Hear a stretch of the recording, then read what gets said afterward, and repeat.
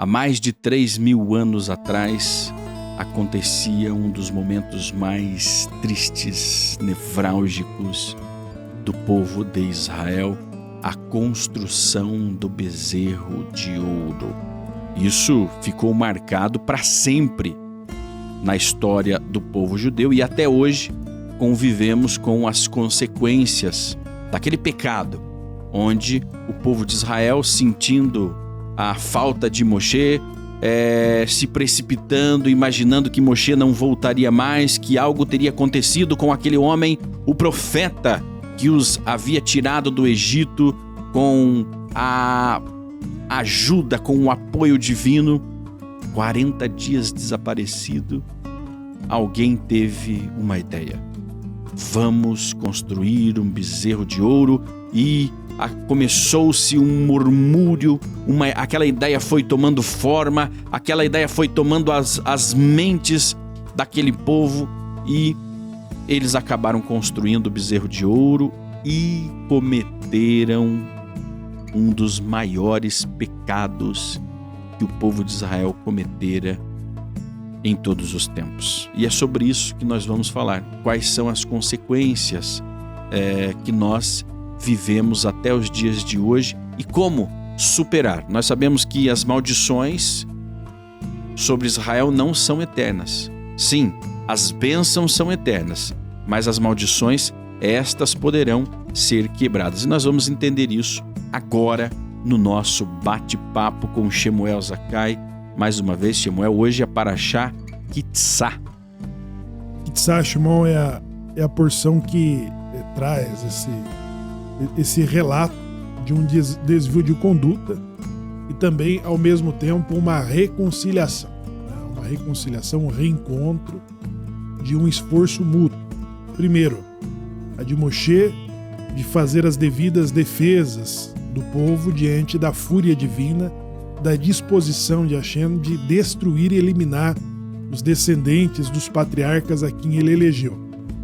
Depois de convencer o povo a fazer o retorno, a fazer a techuvá, a se arrependerem.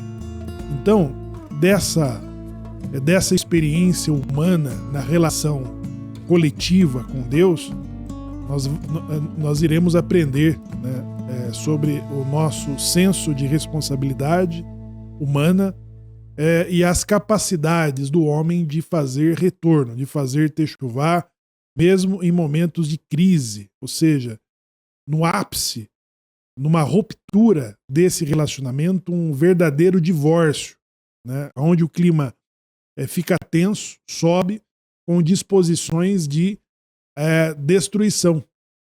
E esse é um fenômeno no comportamento humano de que a experiência da criação não havia dado à humanidade e principalmente a um coletivo de pessoas que experimentaram a presença divina e se esforçaram em buscar a recuperação desse status, que é a manutenção e a distinção de que Israel se tornou em relação às outras nações, como ficou claro na fala do próprio Itró, quando se encontra com Moshe no deserto, quando diz: verdadeiramente o Deus de Israel é acima de todos os deuses. E é desse status e leitura que as nações também têm em relação a Israel que os judeus entenderam de que não poderia, em hipótese alguma, perder essa conexão, essa relação e a forma distinta de como é tratado pelo próprio Criador e aos olhos das nações que têm um olhar até com certo ciúme desta relação que Deus tem com Israel, Shimon. Era uma relação bastante próxima, né? Novamente, o homem estava próximo de Deus, né? Ele só voltou a se aproximar a partir de Abraham, né? O pai Abraão, como era lá no jardim, onde o homem conversava com Deus, né? Nós podemos destacar poucos momentos bíblicos em que Deus falou diretamente com o homem, né? Deus fala com Adão e Rava, com Adão e Eva. Ele também fala com alguns dos patriarcas, né? Aí volta a se comunicar com Noé, todo aquele episódio da arca, do dilúvio, a salvação novamente do mundo. E depois disso ele vem se comunicando com Abraão, muitas gerações depois. E de Abraão, Isaque, Jacó, né, eram os 3 patriarcas que conversavam com Deus sempre. E agora Deus veio habitar no meio do homem através do povo de Israel. Povo, a nação escolhida desde o ventre. Então, era um momento em que a relação estava no seu ápice, né? Exato. Embora no ciclo de estudos da Paraxá, o bezerro de ouro, existem algumas divergências dentro da própria análise da Torá, de que o bezerro de ouro tinha acontecido antes da construção do Mishkan, né? E alguns analistas também históricos dizem que foi depois, né? E aqui na leitura que nós estamos fazendo Moshe faz a arrecadação de meio shekel para todo israelita, né, para fabricar o Mishkan, e aí acontece o episódio do bezerro de ouro. Então acaba que fica, ora, foi antes, foi depois, foi durante, né, a entrega da Torá e tudo mais. Mas era um momento em que o povo de Israel andava com Deus dia e noite, tinha a sua proteção, tinha a sua preferência, né? Deus mandava o maná, o pão, Deus fazia a sombra durante o dia quente, né, com uma nuvem espessa que refrescava a vida do povo no meio de um deserto. A água, ela brotava de diferentes lugares, dos lugares mais inusitados, né? À noite, uma fogueira os aquecia, as roupas não envelheciam, eles não ficavam mais pobres, porque num deserto você vai perdendo recursos, você vai utilizando muitos recursos para poder sobreviver e ter ali um mínimo de conforto. Não há uma reposição, né? Não há uma reposição de recursos. E esses recursos, eles apenas se multiplicavam a cada dia, né? Eles eram, assim, abundantes para o povo de Israel. Todo dia tinha feira, né? Todo dia tinha feira, o orvalho brotava para que eles pudessem sentir o frescor de uma manhã. Então não faltava nada. Nada. Mas justamente quando tudo estava bem, e aí se nós analisarmos o contexto da Paraxá Kitzá, que traz, veja, se nós formos olharmos ela cronologicamente, conforme a leitura for feita, nós vamos ver que primeiro veio a entrega do meio shekel, né, que era uma contagem, era um censo que Moshe estava fazendo com o povo e levantando um dinheiro para construir o tabernáculo, né?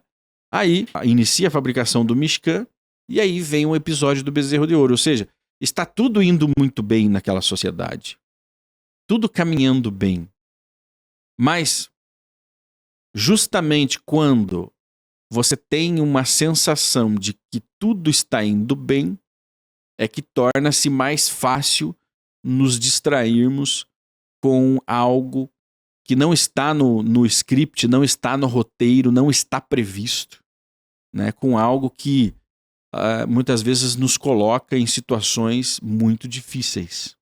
Você está ali no teu trabalho, está tudo bem na sua casa, está tudo bem com a sua família, a saúde vai muito bem, né? Os filhos estão indo muito bem na escola, você está com um carro bom, um carro do ano, a sua casa está muito bem estruturada, ela está nova, com pintura nova, com um telhado novo, tudo lindo, jardim bem feitinho, mas de repente alguém te chega fazendo uma proposta de negócio. E você está tão bem que em algum momento você esquece de proteger o seu negócio, proteger a sua vida financeira. É apenas um exemplo. E acaba entrando num negócio ruim, porque afinal de contas, não, tá tudo bem. Porque quando você está numa situação muito difícil, você fala, poxa, não, eu não posso entrar nisso, eu não posso participar disso, porque a minha situação está muito difícil. Mas quando a nossa situação está muito bem, às vezes nós nos esquecemos, inclusive de agradecer a Deus, mas nós nos esquecemos que está tudo bem agora. Mas tudo depende das suas ações, dos seus atos, para que tudo fique mal. E no deserto estava tudo bem. Veja, não há empolgação maior e preocupação maior quando você está construindo algo. A expectativa era alta para o que estava acontecendo, para o que viria a acontecer. A construção do Mishkan, a manifestação divina. Depois, a Deus habitando ao lado, né? Deus morando no meio do povo. É uma expectativa muito grande, mas ela foi rapidamente suplantada, né? Toda essa rotina, ela acaba sendo rapidamente suplantada. E aí, independente de qual período tenha acontecido o bezerro de ouro, se foi antes da entrega da Torá ou no meio da entrega da Torá, antes do Mishkan, no meio do Mishkan, de qualquer forma o povo estava junto de Deus. Tinha acabado de experimentar os maiores poderes, as maiores manifestações, então tudo estava indo muito bem, mas 40 dias de Moshe ausente levou a uma parcela do povo a ter uma ideia, de sentir falta e ter uma ideia. E aí nós começamos a entender a fragilidade, a falta da inteligência emocional, né? A paciência. Foram coisas que, pela ida de Moshe, pela ausência de Moshe, criou-se uma ideia de que ele havia abandonado o povo, traído. Moshe nos traiu, ele foi embora com o Criador e nos abandonou para morrermos aqui nesse deserto. Essa ideia, ela foi tomando vida e foi tomando as mentes das pessoas devido a essa fragilidade. Ou seja, parte daquele povo ainda com a ideia escrava na sua mente, não conseguia tocar, manter o projeto, mantém o projeto funcionando. Não conseguiram sem ter um Senhor sobre eles. E nesse caso, Moshe e o próprio Deus, Samuel. Timão, eu consigo, na minha percepção de compreensão dessa porção, alinhando os acontecimentos da forma cronológica, como não está as disposições das porções da Paraxá, em que está acontecendo o Kitzá. Então, na minha opinião,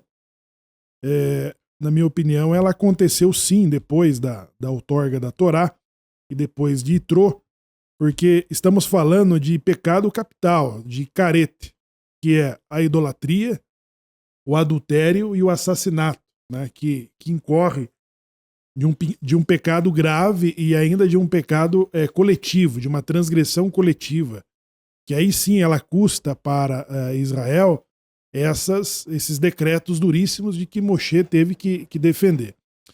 E o outro aspecto dessa análise é que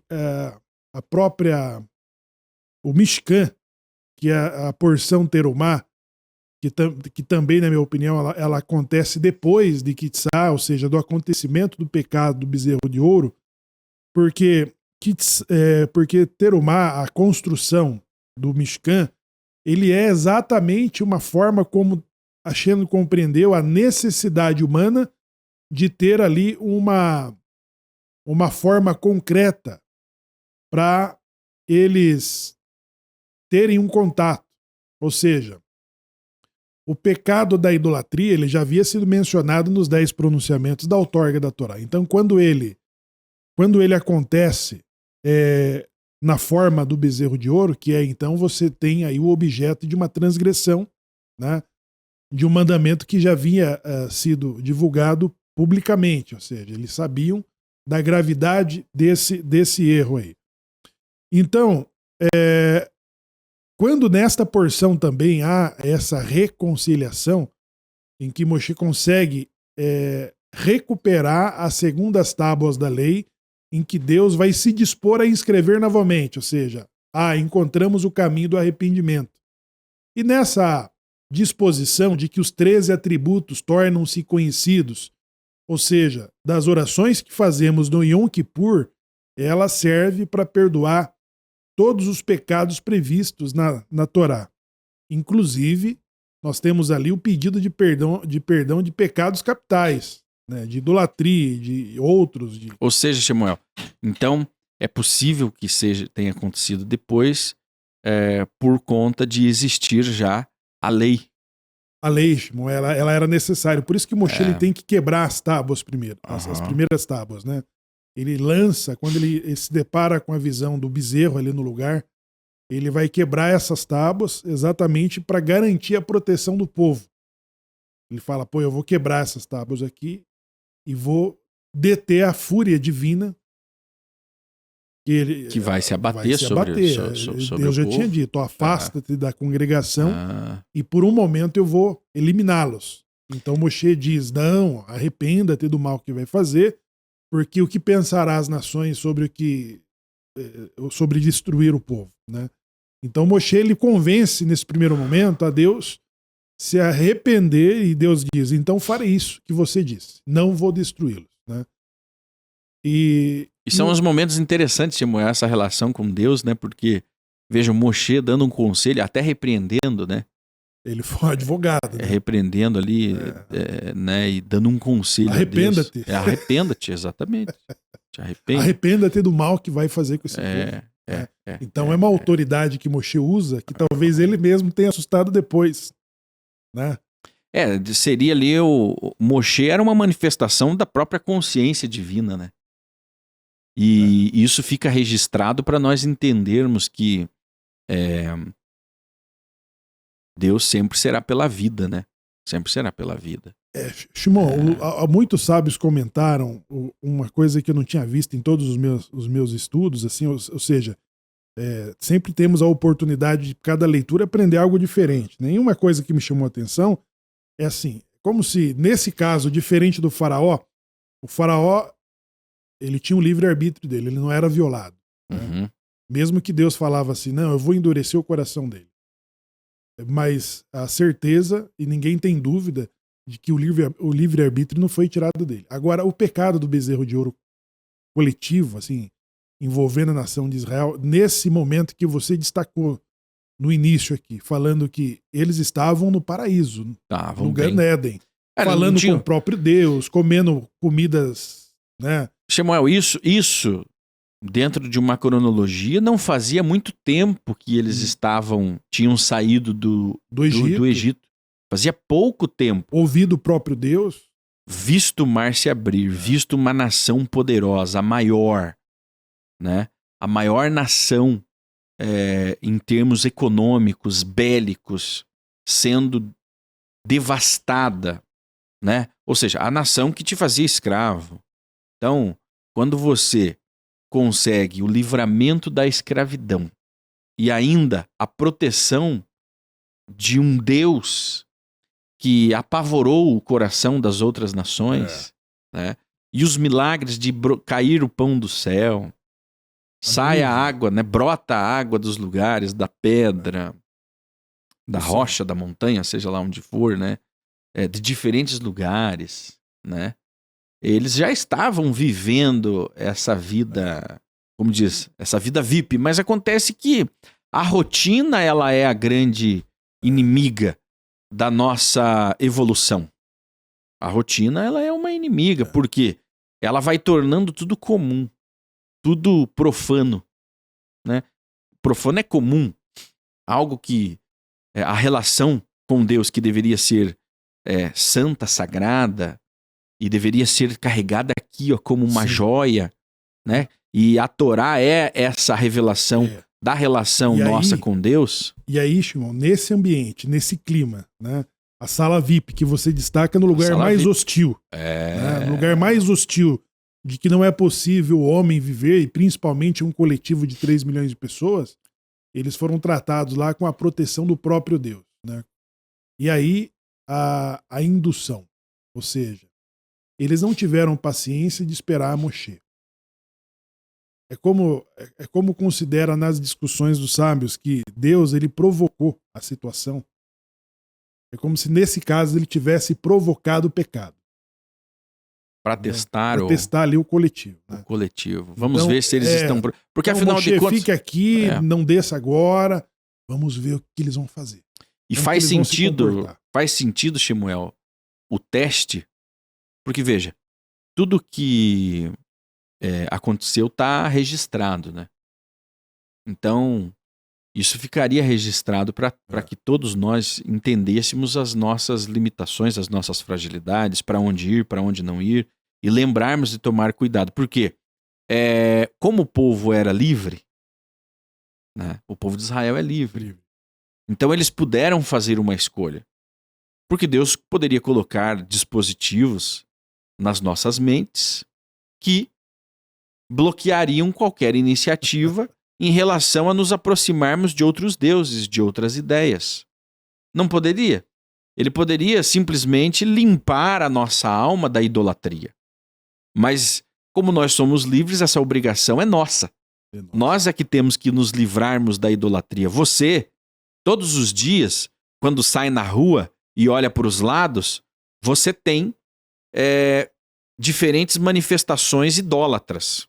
São pessoas, são lugares, são acontecimentos, comportamentos que trazem a idolatria já dentro dessa própria existência, se é de uma pessoa, de um lugar, de um comportamento, ele está trazendo uma idolatria com ele. E aí, como que você não se contamina com a idolatria? E aí, acho que vendo dessa forma, né, Deus testa o povo, mas ele não induz. Ele só ele só deixou a árvore do bem e do mal ali. Ele deixou que o rio seguisse o curso. Moshe, vamos colocar ali a árvore do conhecimento do bem e do mal. Quem comer desse fruto, né? Então, o que aconteceu da experiência lá do Gan Eden, de que a Hashem falou, essa é que vocês não vão comer, essa aqui. Essa, quem comer vai morrer, certamente morrereis. Então, essa experiência em que eles erram, né? Eles erram publicamente, se desviam do caminho, cometendo essa idolatria, para exatamente Hashem provocar neles esse caminho de volta que não teve lá no Gan Eden, ou seja, o arrependimento que Israel vai conseguir alcançar a nível de reverter um decreto, porque Deus emitiu decreto lá na criação sobre as consequências daquela violação. E sobre as consequências dessa violação do pecado, Deus reverteu todas elas. Ou seja, não destruiu o povo de imediato e ele voltou atrás, né? Ele voltou atrás da decisão de não mais caminhar com o povo. E o Mishkan, que é aí que eu também considero o fato da ordem dos acontecimentos, a ordem cronológica das ocorrências e não da sequência das porções, é que o Mishkan, que é o tabernáculo da porção Terumá, ela é a compensação de quando eles acertam esse caminho do arrependimento. Quando eles decidem, não, nós queremos de fato que a tua presença divina fique conosco, queremos ser distintos dos outros povos pela tua presença, então aí que a solução de construir um tabernáculo vem marcando esse recuo de Deus também de não se afastar de Israel. E por isso que o Mishkan, ele também é uma forma de expiação, porque Deus entendeu a necessidade humana de ter as coisas concretas ali para tocar, palpável, né? E assim como eles construíram um bezerro de ouro para ter a visão ali de uma compensação da presença de Moshe, então Hashem falou assim, bom, já que eles têm essa inclinação, então façam um Mishkan, façam um tabernáculo, e vocês vão perceber a minha presença entre vocês através dele. Então eles vão fazer dos mesmos materiais ali, o ouro, da prata, da madeira, o templo, a sinagoga, essa construção material, física, aonde pode se perceber e conter a presença divina entre esses judeus. E aí o próprio Moshe, no momento em que ele consegue ter acesso aos 13 atributos de misericórdia, que é quando Deus perdoa Israel desse pecado, ele também cai naquele assédio e pergunta: Hashem, já que estamos aqui, permita-me ver a tua face. Né? Ou seja, deixa eu ver. E aí Hashem diz assim: não pode ver o homem minha face e continuar a viver. Mas você vai me ver pelas costas, eu vou te proteger à minha maneira. Né? Então, no próprio líder havia aquela necessidade de palpar, de ver, né? De ter aquela experiência dos tatos, né? Falar, eu vi, eu toquei, eu ouvi. Que é quando nós voltamos de algumas experiências, assim, que não é acessível a todos os homens, e aí você volta e você conta aquela experiência. Não, eu vi pessoalmente, eu toquei, eu estive com o Silvio Santos, eu vi ele, apertei a mão dele. E se Moshe não resistiu, então, se eles fizeram um bezerro de ouro para perceber a presença divina, porque Aarão falou assim: vocês farão culto ao nome, ou seja, Aarão não abriu mão de substituir Deus. Ele falou: amanhã será festa ao nome. Muito embora aquele bezerro ali, ele estava representando a ausência de Moshe, era Moshe que demorava, né? Moshe descia do monte. Então, eles fizeram algo que substituísse a presença de Moshe, e por isso que eles ficaram impacientes, ou seja, a impaciência fez com que o povo cometesse ali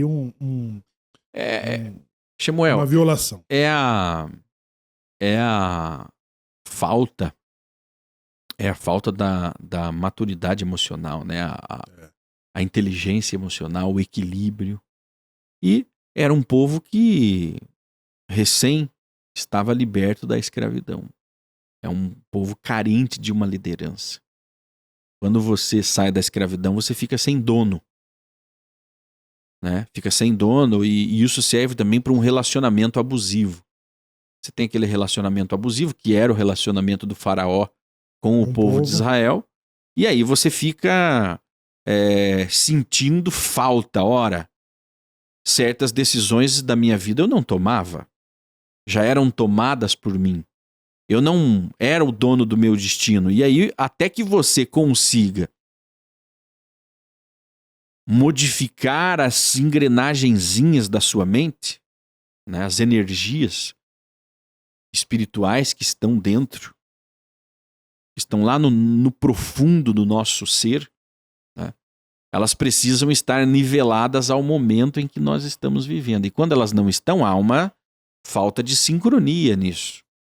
E as ideias, a realidade que cada um de nós conhece. Então, o povo de Israel ainda vivia os resquícios da escravidão. Embora livre, não sabiam lidar com essa liberdade e precisavam ter uma figura central, né? Precisavam estar próximos a uma figura central que determinaria como seria a sua vida, né? Como eles agiriam.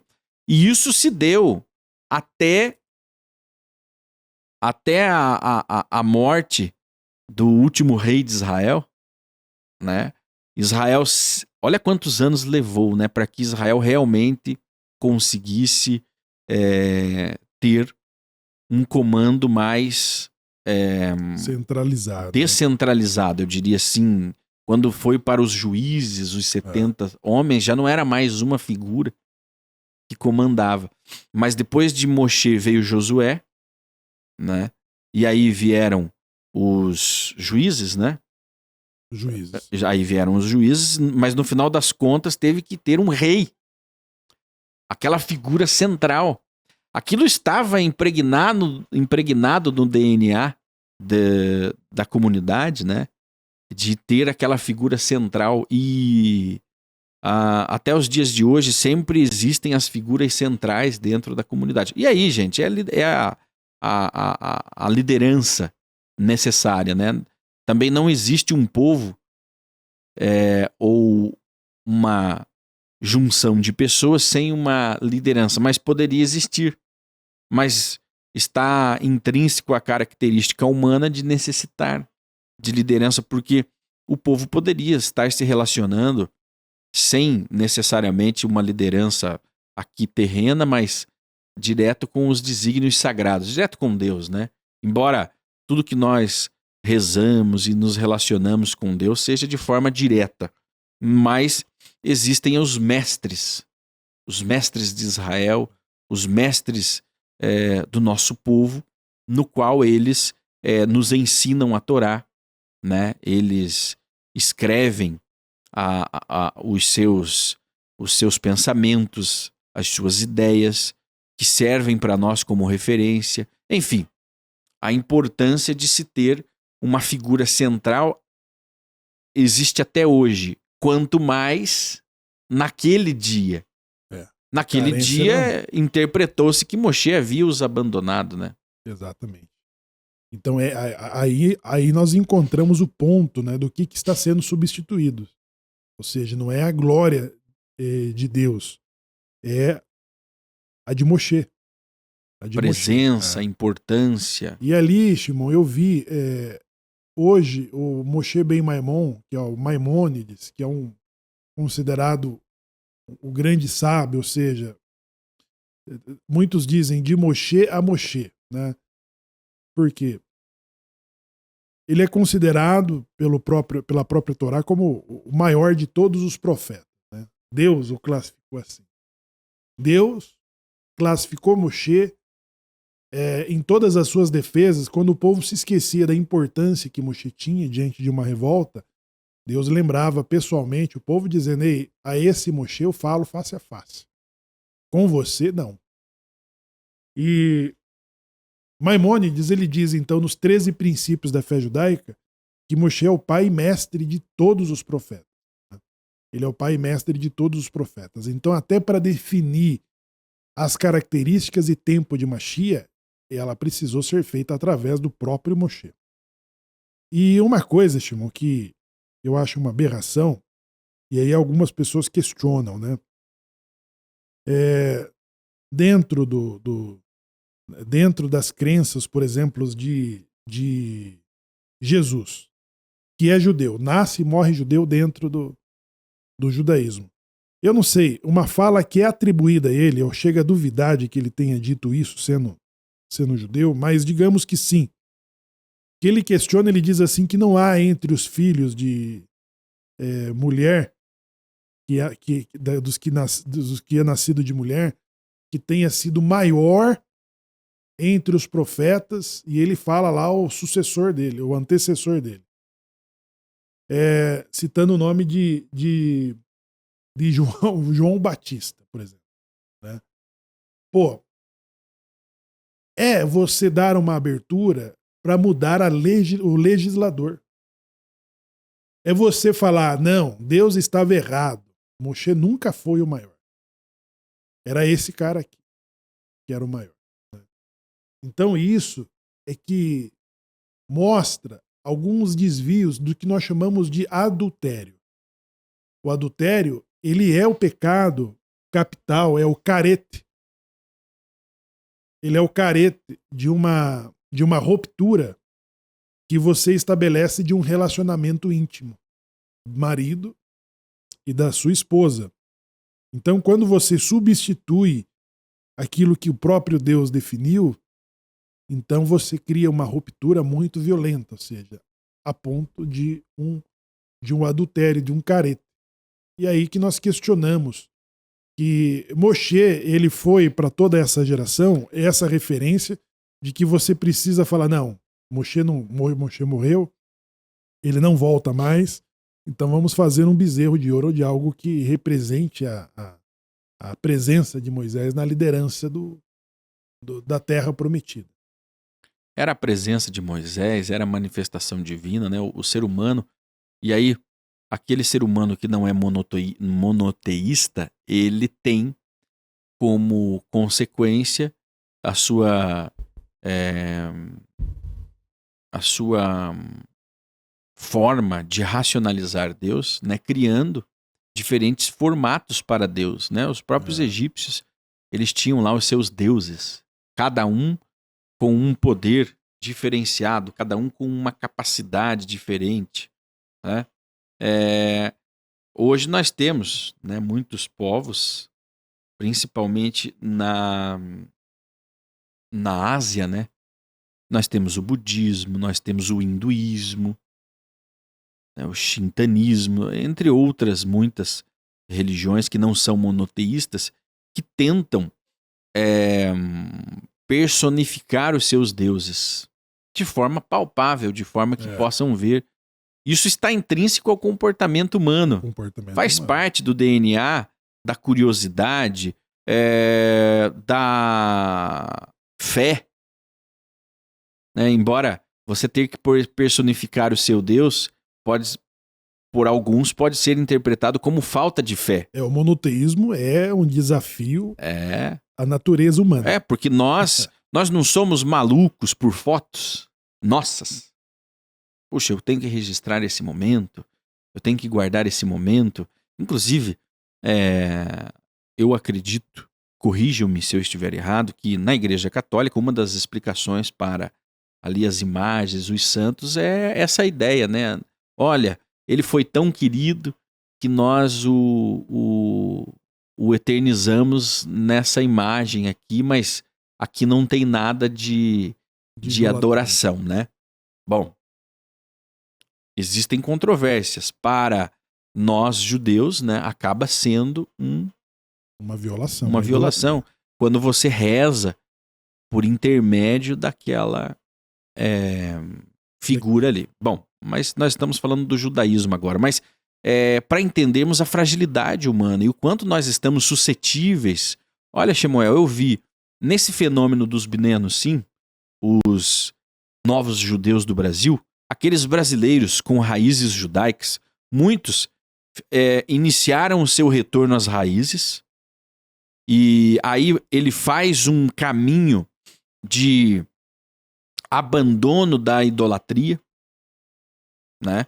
Ele vai deixando os seus deuses para trás, e esses novos judeus, eles chegam de diferentes lugares, eles são católicos, eles são protestantes, eles são budistas, eles são, né? Enfim, nós temos um país aqui com muitas manifestações religiosas diferentes. Aliás, o mundo é plural dessa maneira e cada uma cuidando da sua própria existência, né? Sem a violência. Nós somos contra a violência, principalmente por o extremismo religioso, né? Onde eu tenho que impor a você a minha religião, ou você não está salvo, ou você é impuro e não pode estar na minha presença. Isso é radicalismo religioso. Isso não faz bem para o mundo. Veja que Deus poderia ter pego o povo de Israel no deserto e marchado sobre todas as nações e forçado a conversão ao único Deus. Não poderia? Deus poderia pegar aquele povo e levar aquele povo pelo mundo todo e impor o monoteísmo sobre todos os povos, mas não. Isso é uma escolha. Como Jetro teve a escolha de se juntar ao povo de Israel, né? Abrindo mão das suas crenças. Abrindo mão das suas crenças. Então o Bineh Anussim, hoje, ele vem de diferentes histórias religiosas, segmentos religiosos, e ele traz consigo, né, um bojo ali com diferentes entendimentos, principalmente no quesito salvação, né? Nós falamos aqui sobre budismo, entre outros, mas o mais comum do Ben-Anussi é vir do cristianismo. Por quê?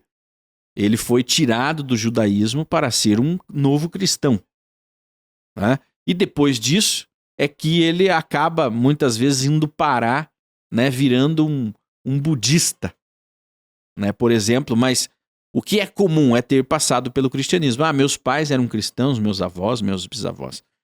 E ele chega. Agora, eu vi um fenômeno, Shemuel, desses novos cristãos que vêm, resgatam suas raízes, vivem o judaísmo e, depois de um determinado momento, principalmente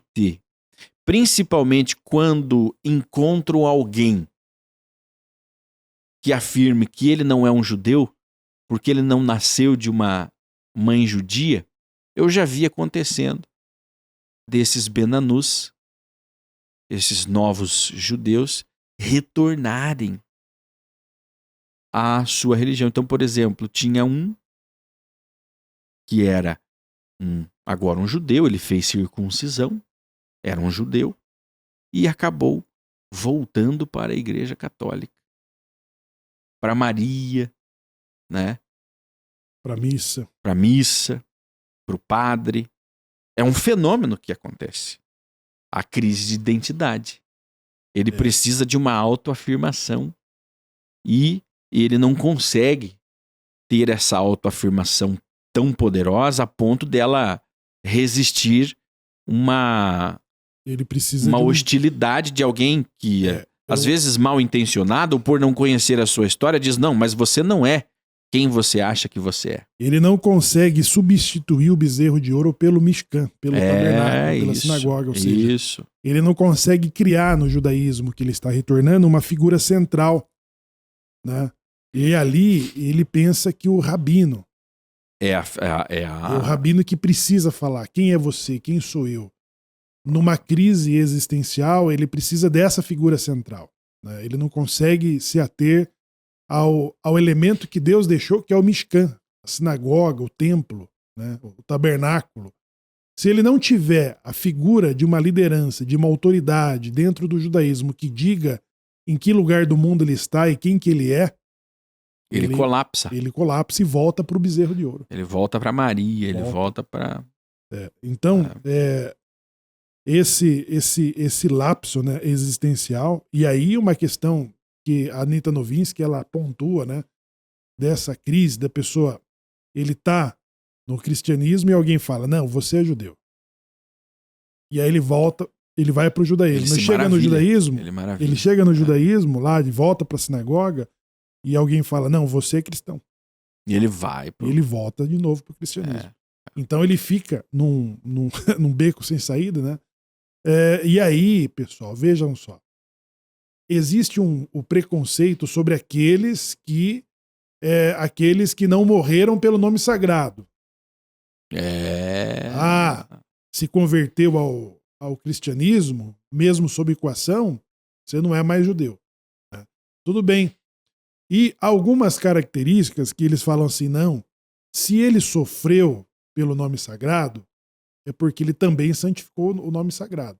Porque quando esses judeus se tornam cristãos novos, e aí não era para ter resolvido o problema da igreja, falar, não, agora acabamos com esses judeus e já não há mais judeus, eles são todos cristãos. Mas a partir do momento em que a igreja ela precisa criar instrumentos para segregar, ela não conseguiu assimilar esses judeus. Ela colocou esses judeus dentro do cristianismo, mas num compartimento à parte. Ela colocou eles dentro de uma segregação que chama-se de cristãos novos. E ali ela mantém eles todo o tempo fora, na antessala da igreja ali. Não pode se casar com as cristãs, né? Você não porque pode, é um cristão novo. Você não pode casar com um cristão velho. Né? Você não pode participar da sociedade secreta. Você não pode ter isso. Não pode fazer aquilo. Então, isso mostra que a igreja não conseguiu assimilar esses judeus como cristãos. E esses cristãos novos também não conseguiram se assimilar ao cristianismo. Por quê? A igreja precisou criar instrumentos de perseguição às heresias desses cristãos que continuavam praticando o judaísmo. E aí, pessoal, esses cristãos novos, né, eles cumprem o propósito do decreto que Deus dá a Moshe na Torá, de que eles seriam obrigados a servirem a outros deuses. Porque a partir do momento em que espontaneamente um judeu se converte a outra religião, ele não está mais sofrendo com aquela crença. Se ele está tendo crise de identidade, ele está sofrendo uma crise de identidade, significa que ele ainda tem uma alma judaica e que ele está sendo perseguido pelo seu próprio instinto natural e que, ainda que ele esqueça o seu instinto natural, a natureza vai colocar na perseguição dele um Torquemada, um inquisidor ou um nazismo. Um antissemita, um antisionista que vai atrás desse judeu. Então não há judeu autossuficiente para ele decidir, não, eu vou me virar a um bezerro de ouro, a uma outra crença, a um outro Deus, e que nada aconteça com ele, de que o universo abandone ele. Ou seja, se ele conseguir conviver como cristão, como budista, como candomblé, sem a sua alma danificar a sua identidade, ou que ele não tenha ninguém que venha atrás de sua fortuna, do seu sionismo e do seu judaísmo, como foi os alemães nazistas, como foram os inquisidores, então não há um decreto. De fato, ele nunca foi judeu. Mas se a Inquisição perseguiu os cristãos novos na sua fortuna, nas suas liberdades e no que chama-se de heresia, se esses cristãos eram hereges, é porque eles praticavam o judaísmo às escondidas. Isso vale dizer que o retorno da Gueulá, que estava no decreto para esses judeus, está destinado de que eles venham voltar para suas origens, né? Que é o fenômeno que está acontecendo hoje. E é o arrependimento, Shemuel, né? O povo de Israel se arrependeu, muitos morreram nessa ocasião do bezerro de ouro, né? O poder mudou de mãos dentro das 12 tribos de Israel e Deus considerou apagar aquele povo da história, né? Eliminá-los, né? E aí o episódio que Moshe toma-se de coragem ou... ou de insensatez, o que será que foi, né? Arrependa-te. Arrependa-te, meu senhor. Meu mestre. Né? Meu mestre. Mas foi o que salvou Israel de uma destruição do fogo consumidor de Deus. Então, o episódio do bezerro de ouro, nós vamos estudá-lo mais durante esse Shabat. Vamos destrinchar as consequências da idolatria, mas isso nos mostra que sempre há tempo para o arrependimento, Shemuel. Sempre há tempo para o arrependimento, sempre há tempo para mudarmos as nossas sentenças, né? E Israel conseguiu e se arrependeu verdadeiramente, tanto é que depois Deus volta a estar no meio do povo com o Mishkan, com o tabernáculo. O Mishkan é o caminho, é o acerto, né? O Mishkan é o acerto, ou seja, eles não foram expulsos do Gan Eden, né? Eles não foram expulsos do Gan Eden, pelo contrário, Deus fixa a morada, porque esse é o concerto que Deus propôs através desses patriarcas. Então, a partir do momento em que Hashem diz assim, o Salmo 110, e disse o Senhor a meu Senhor, assenta-te à minha direita até que ponha os seus inimigos por escabelo de seus pés. Para quem que Deus estava tendo essa conversa, né? A quem que Deus chamou de Senhor, Shimon? A quem que o próprio Deus chama de Senhor? É o povo sagrado. Então Abraham, ele é o conselheiro do próprio Deus. Deus se aconselhou com Abraham. E é os seus descendentes que têm a capacidade de redimir toda a humanidade. Por isso que Sukkot, ele representa a forma como Israel pede a Deus pelo perdão do pecado das nações. É a capacidade judaica de sempre estar tentando consertar e estender a memória divina para toda a consciência humana que vai além do judaísmo. Então Moshe fez isso. Arrependa-te do mal que pensou em fazer esse povo. E depois que Deus fala, não, eu vou fazer isso, então vocês não vão ser destruídos, não vou acabar com a minha reputação e nem do que prometi aos patriarcas. Está tudo certo. Então fica assim. E eu vou colocar o meu anjo, eles vão adiante de vocês, porque não pode a minha presença andar com vocês sem que vocês se autodestruam. Então o que Deus falou? Olha, Moshe, para que vocês não sejam então destruídos, a melhor forma de vocês não serem destruídos é eu não caminhando mais com vocês. É eu me retirando. Eu vou colocar o meu anjo, É. o meu anjo que vai cuidar de vocês. Então, se vocês pecarem contra ele, tá tudo certo, vocês não serão destruídos. Mas se eu estiver andando no meio de vocês e vocês errarem dessa forma de novo, vocês vão se autodestruir. E o que Moshe disse? Se não for para tua presença andar conosco, né, então risca-me também no teu livro da vida. Moshe não queria outra coisa. Moshe e todo Israel procurou de volta, porque diz assim, que quando eles entristeceram ao ouvir que Deus não caminharia mais com eles, eles tiraram seus adornos e enfeites, ou seja, os braceletes, pulseiras e colares. E não quiseram mais esconder as suas falhas e os seus defeitos, buscando assim um caminho do arrependimento, que é isso que o Shimon está falando. Há o caminho de volta. Ele existe. E a construção do tabernáculo, a construção do Mishkan é a mostra de que Israel acertou. Ou seja, eles não foram expulsos do Gan Eden, como foi o primeiro homem.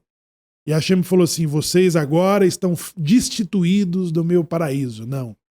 Quando ele decide construir o Mishkan, ele diz assim, e eu habitarei entre vós, é a disposição eterna de que Deus fez uma aliança com um determinado povo, de que o profeta Zacarias fala para a era da redenção, da era de Machia, dizendo assim, quando as nações virem o meu santuário no meio de vós, eles saberão de que eu sou o seu Deus e de que vocês são o meu povo.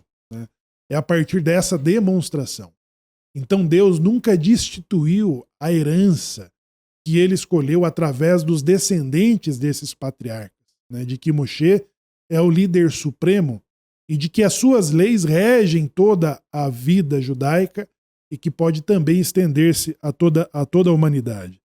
E esta porção ela se torna, ao mesmo tempo que é um desastre, Shimon, humano e coletivo, ele também mostra o maior acerto da humanidade, que é saber encontrar o caminho de volta. No conforto das situações do seu cotidiano, há o risco de pecarmos por nos sentirmos à vontade, né? Por sentirmos que precisamos de renovação, né? Que temos que fazer alguma coisa. Nem sempre nós temos que fazer alguma coisa. Nem sempre nós temos que fazer alguma coisa. Sem as diretrizes corretas que são dadas por Deus através da Torá, nem sempre fazer alguma coisa vai resolver o problema. Ele pode piorar. Né? Nós podemos cometer um sacrilégio, cometer algo que nos levará à morte. Então cuide do seu dia a dia, cuide do seu cotidiano, mantenha as coisas funcionando. Sim, temos que aprender, temos que crescer, nós temos que evoluir, nós temos que fazer o diferente, mas existe a forma correta de se fazer isso. E nem sempre é por burburinhos, né, ou por descontentamento de um ou de outro, que foi o fenômeno que levou ao bezerro de ouro. Uma ideia que estava no coração de alguém. Tive uma ideia brilhante. Eu tive uma ideia brilhante. Por que nós não construímos um bezerro de ouro para simbolizar Moshe, para simbolizar a presença divina? Por que nós não fazemos isso? Aí o outro, pois Moshe foi embora, o outro disse. E o terceiro, eu acho que ele não volta mais. Aí um quarto, acho que ele morreu. Eu acho que se é que já não morreu. Aí um quinto, eu acho que ele nos traiu, ele foi embora e nos deixou aqui. E aí as coisas vão tomando proporções. Fugiu-se do controle, né? Em que a solução brilhante foi criar um bezerro de ouro, mas que ceifou a vida de milhares de israelitas. São os erros de cálculos, né? Milhares foram mortos ali. Então, nem sempre aquilo que aparentemente precisa ser feito, alguma decisão precisa ser tomada, nem sempre. Ela precisa ser tomada pelas pessoas certas. E muitas vezes, e essa é uma prova, o coletivo não está correto. Existem momentos que o coletivo não está correto, mas qual é a régua? Qual é a cartilha Quais são as referências para nós entendermos se aquilo é ou não é correto? A Torá, a Bíblia. A Torá, ela vai nos dizer se aquilo é correto ou se não é correto. Mais tarde, passado muitos anos, 40 anos, Moshe ensina ao povo de Israel a identificar a idolatria, a identificar o mau líder, o falso profeta. Ele, inclusive, nos dá os sinais que eles farão, que eles trarão, para nós identificarmos. E nos dá a referência. Ele ensina como lidar com essa referência no nosso dia a dia. Então, está na Torá? Não está? São coisas que você vai compreendendo.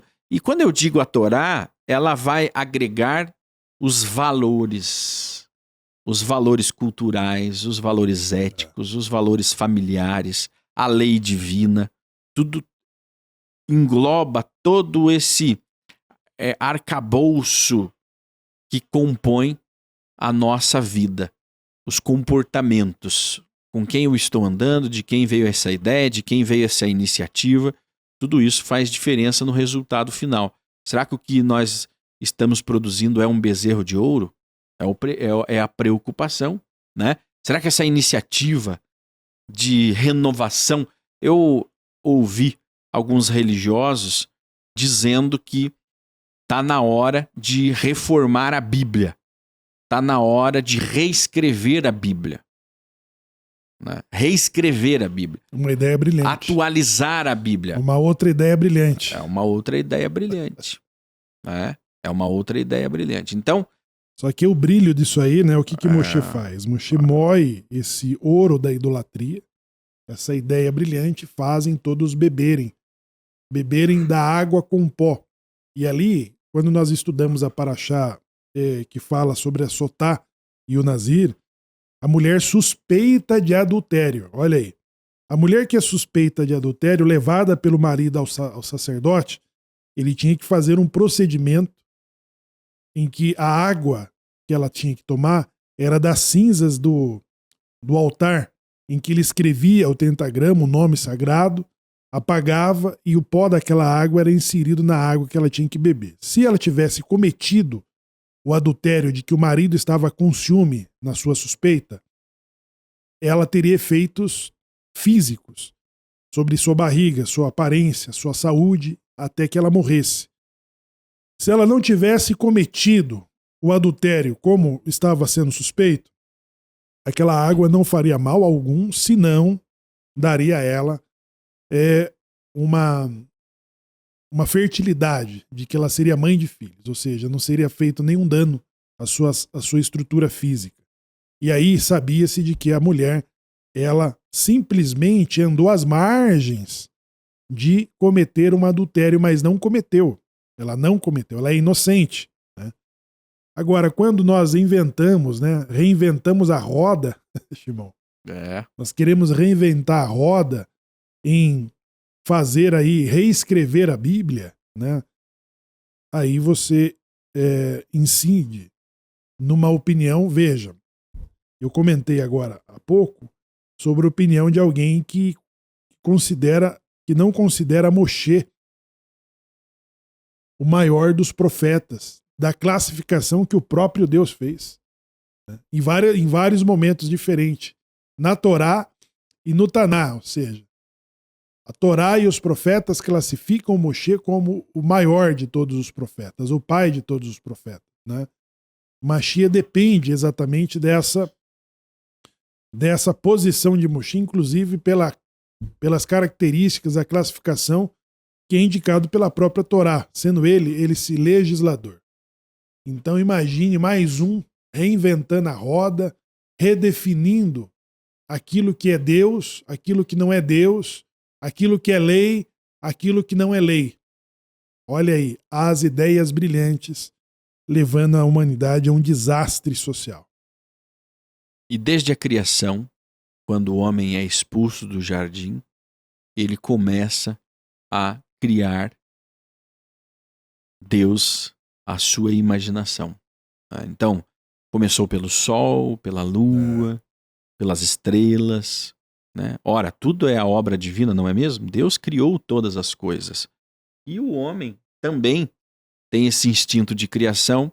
Ele compreendeu que, ora, se Deus fez o sol é sagrado. O sol é a própria manifestação de Deus. Mas aí o homem ele tem a sua mente enfraquecida, onde ele passa a entender o sol como o próprio Deus. E aí ele passa a fazer pedidos para o sol, né? E aí ele se perde, ele se desconecta. E assim é a vida, assim é o dia a dia, né? Nós temos um instinto de personificarmos Deus para sentirmos aquela ligação, né, que deveríamos ter com Ele em coisas, em objetos, em lugares ou em até mesmo pessoas. O principal nome pelo qual mesmo. Deus é conhecido, né, no hebraico, Elohim, que mostra uma pluralidade, ou seja, deuses. E, na verdade, o ato da criação, ela é a percepção humana, né, das diferentes manifestações pela qual Deus trouxe a existência, ou seja, criou o mundo.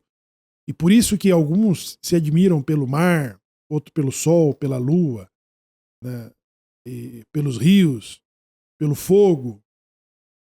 E todos esses elementos são elementos das forças que Deus usou para criar o mundo e pelo qual ele julga o mundo. E essa é a distinção de que Abraão, ele olhou e falou, não se... E aí as pessoas olharam, e com o mesmo olhar de Abraão, falaram, não, tudo é força de Deus, de um único Deus.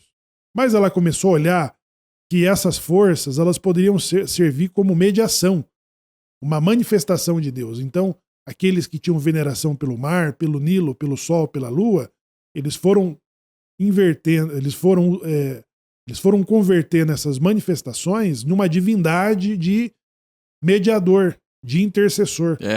E daqui a pouco você, de fato, criou uma pluralidade de Deus, que foi o que Abraão se recusou a aceitar. Falou, não é isso.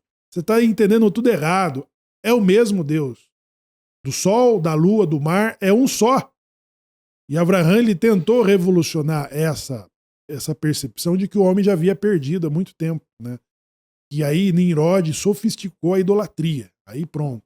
Ali ele conseguiu tornar isso um mercado.